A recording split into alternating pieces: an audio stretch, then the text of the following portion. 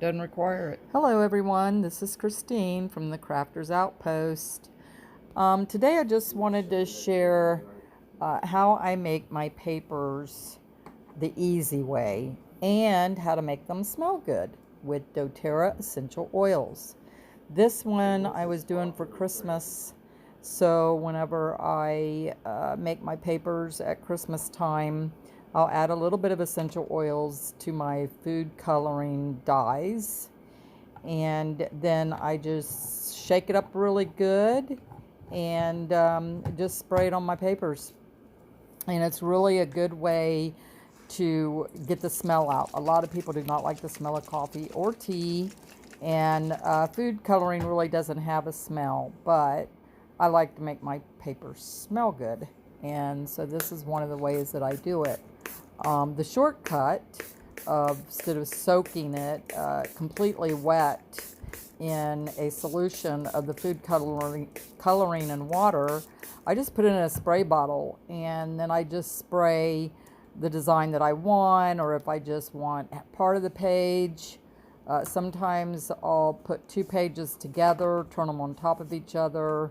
It just depends on what kind of design you're going for. If you wanted a heavier color or just a light color, you have control over spraying. Plus the fact it doesn't take as long for it to dry. So this is my red color. I added the doTERRA to that, although I didn't videotape that part. And so we just spray and get a little bit of color or a lot of color. And so then I just turn it upside down sometimes, like I said, and I'll just tap it if I just want to get a few pieces of color on the paper. Depends on what you're going after. But these are the results of some of the papers that I've made, different techniques. And as you can see, the pink and the white on top, that's the one that I did with spraying. The rest of these are all avocado, cabbage dyed, fully soaked, dried, and ironed. This is a very long process. It takes a lot of patience and commitment to follow through doing papers, especially if you're using different doilies or different designs of material on top to get that look. This particular one right here was done with stencils. So, and you can also stencil after the fact, or you can put the stencils on and spray them while you're soaking them. There's a lot of different techniques that you can use. And then I found that my dehydrator, actually, when they dried, they put these lines in the paper, which I love and was really happy about.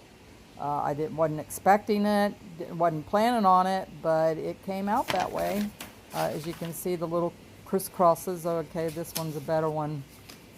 And so I really like that effect, and I didn't have to do anything except just dry it, soaking wet, of course, in my dehydrator, which I put at high speed, and usually takes around 20 minutes to an hour, depending on the setting that you put on, but it just depends on how wet the papers are as to how long they dry. So a lot of people dry them in the oven. I don't feel comfortable doing that, but I do feel comfortable putting them in my dehydrator, and I can keep an eye on them a lot better, and I get a lot more paper in the dehydrator, and I can just move them around as they dry.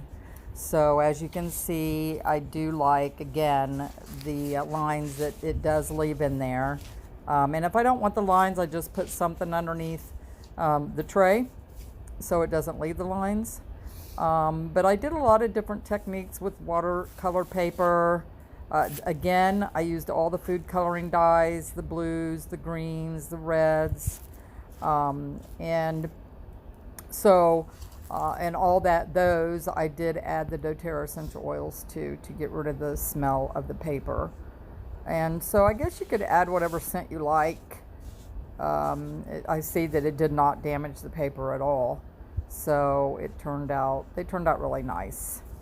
And one of the persons on my page asked me about how to iron them and do I use anything over top of the paper, and no, I don't. I iron straight onto the paper. But you do have to be careful. You don't want the iron to stay on the paper too long to burn it or cause a fire. So you just want to press them down until you get that crispy sound and flatness that you like. But as you can see, depending on the texture of the paper, I guess, too, will depend on how much you have to iron them. But anyway, if you have any questions, you can contact me on my Facebook page. And I hope to see you there, and hope that I can give out some more videos that would help give you ideas, and I hope this has inspired you. And don't forget to like, subscribe my YouTube channel and notifications, so when I am doing new videos you will get that. And also you can join my Facebook page, which is the Crafters Outpost. But this is how you do the papers. Thanks for watching, and happy crafting.